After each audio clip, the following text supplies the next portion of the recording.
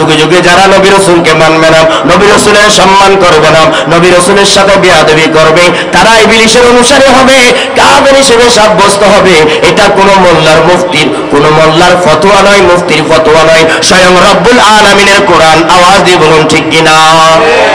এটা কারো বানানো কাহিনী নয়। তাহলে বলছিলাম আল্লাহর হুকুম সবাইকে মানতে হবে। যদি আমরা আল্লাহকে চাই তাহলে আল্লাহর হুকুম মানতে হবে।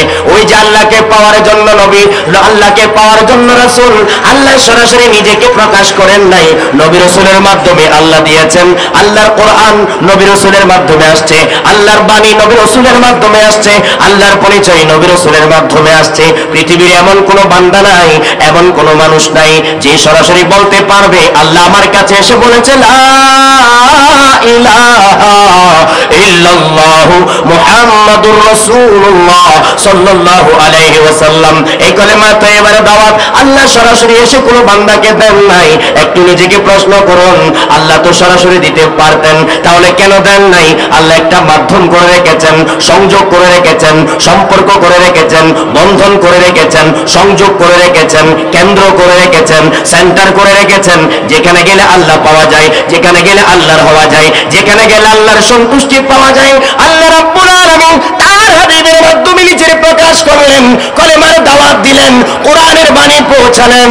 আল্লাহ পাক রব্বুল আলামিন কোন সাহাবীর উপরে কোরআন নাজিল করে নাই, আল্লাহর হাবিবের উপর কোরআন নাজিল করেছেন।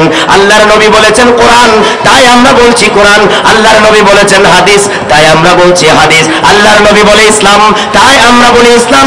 আল্লাহ আমাদেরকে বলেন নাই, আল্লাহর নবী যাই বলেছেন তাই আমরা করি, তাই আমরা মানি, তাই আমরা বিশ্বাস করি।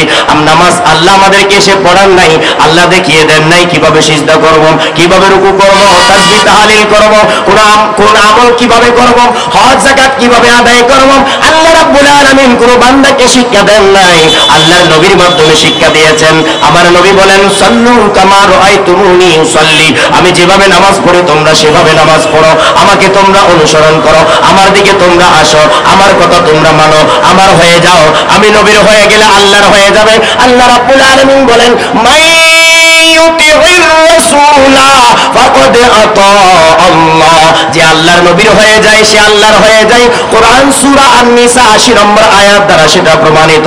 তাহলে বোঝা গেল আল্লাহ পাক রব্বুল আলামিন সরাসরি কোনো আমল আমাদেরকে শিখিয়ে দেন নাই, আল্লাহর নবী আমাদেরকে শিখিয়ে দিয়েছেন। আল্লাহ কোনো বস্তু নয়, কোনো মানুষ নয়, আল্লাহ দেখিয়ে দিতে হবে না, না না। আল্লাহর পরিচয় স্বয়ং রাসূলের মাধ্যমে আমাদেরকে দিয়েছেন, কোরআন আমাদেরকে রাসূলের মাধ্যমে দিয়েছেন। তাই রাসূল ছাড়া ইসলাম নাই, রাসূল ছাড়া কোরআন নাই, নবী ছাড়া দ্বীন নাই, নবী ছাড়া আমল নাই, নবী ছাড়া নামাজ নাই, আল্লাহর নবী ছাড়া কোরআন নাই, আল্লাহর নবী ছাড়াই নাই নাই নাই নাই, স্বয়ং আল্লাহ নাই। কেউ যদি মনে করে রাসূল ছাড়া আমি আল্লাহকে পাবো, না না না, সে আল্লাহকে পাবে না, সে শয়তানের ইবলিসের অনুসারী হয়ে যাবে। ঠিক না বেঠিক? আমার সাথে সংক্ষিপ্ত সময় বলছি, তাই একটু তাড়াহুড়া হচ্ছে, একটু বুঝার চেষ্টা করুন, মনোযোগ দিয়ে বুঝলে খেয়াল করলে আপনারা বুঝতে পারবেন।